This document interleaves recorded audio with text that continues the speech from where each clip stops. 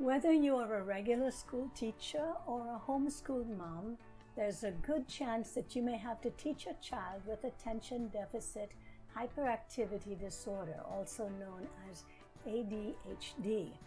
According to the American Psychiatric Association, there are an estimated 1.46 to 2.46 million children with ADHD in the U.S.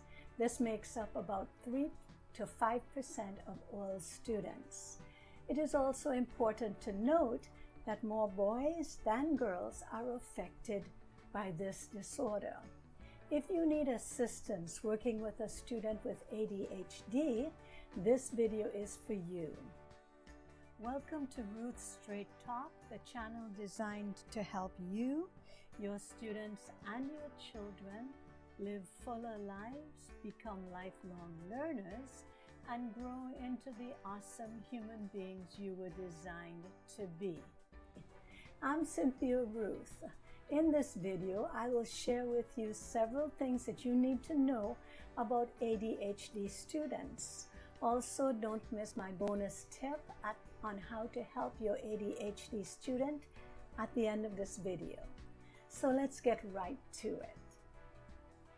Students with ADHD can exhibit several of the following behaviors: fidgeting with hands or feet or squirming in their seats, difficulty remaining seated, difficulty waiting for turns in tasks, games, or group situations. They may blurt out answers to questions before the question has been completed. They may have difficulty following through on instructions. They often shift from one unfinished activity to another, and they fail to address details, as well as they are often losing things.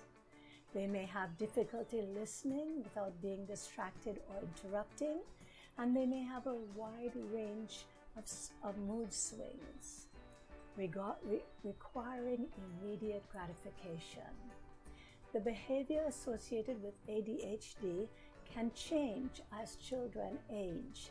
For example, a preschooler can show gross motor overactivity, that is always running or climbing or frequently shifting from one activity to another, while an older student may just be restless, fidgety in their seats, or play with objects.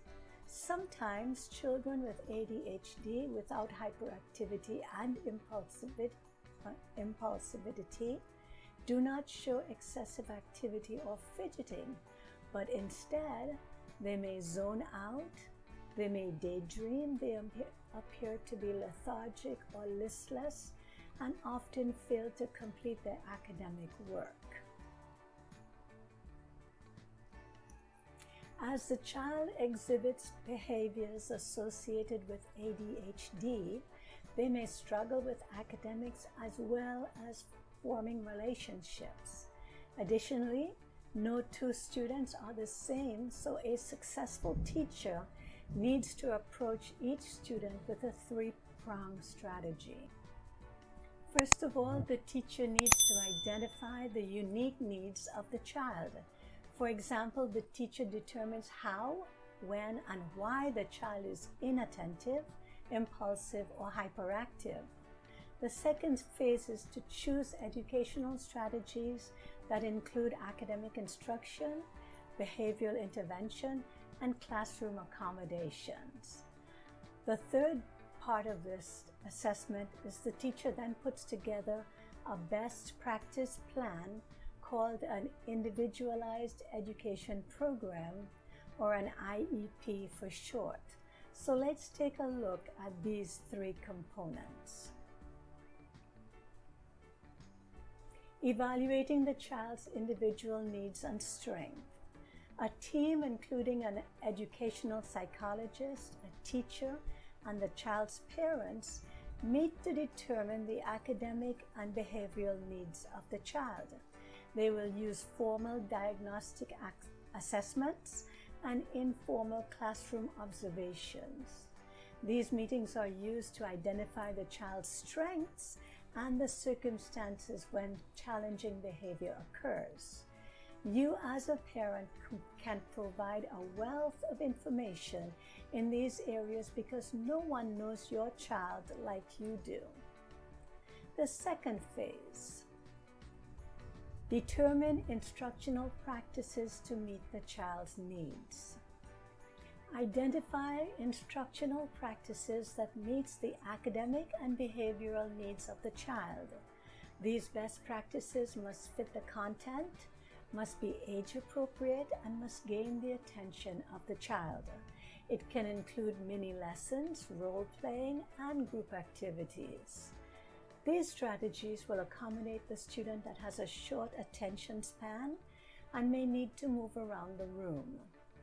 The third strategy is to record and implement the information into the student's IEP. A completed IEP must reflect annual goals and supplementary aids and services needed to implement these goals. Since no two children with ADHD are alike, no one educational program, practice, or setting will be best for all children.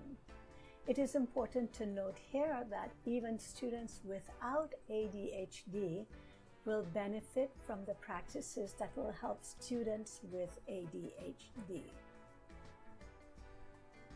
The bonus strategy. One strategy that works well with students with ADHD and with other students as well is to review the lesson before beginning a new lesson. This strategy is called the Magic Minute Drills. It can be done by placing questions on the board. As the students enter the classroom, they quickly sit down and answer the question. They have 1 minute, and of course you could adjust that based on the student's needs. This 1 minute drill every day is to practice basic computation of math facts, social studies, or even language arts, and have children track their own performance. All correct answers will get a sugar-free candy as a reward. So there you have it, several tips to help your ADHD student. If this video has helped you, please leave me a comment at the bottom of the screen. Also, if you have a story, a tip, a strategy, a question, or just some advice that you would like me to share with my audiences, please also leave me a comment at the bottom of the screen. Click on these videos above for more awesome information on education and parenting. As always, thank you so much for visiting with us at ruthstraighttalk.com. Have a good day and happy learning. Goodbye.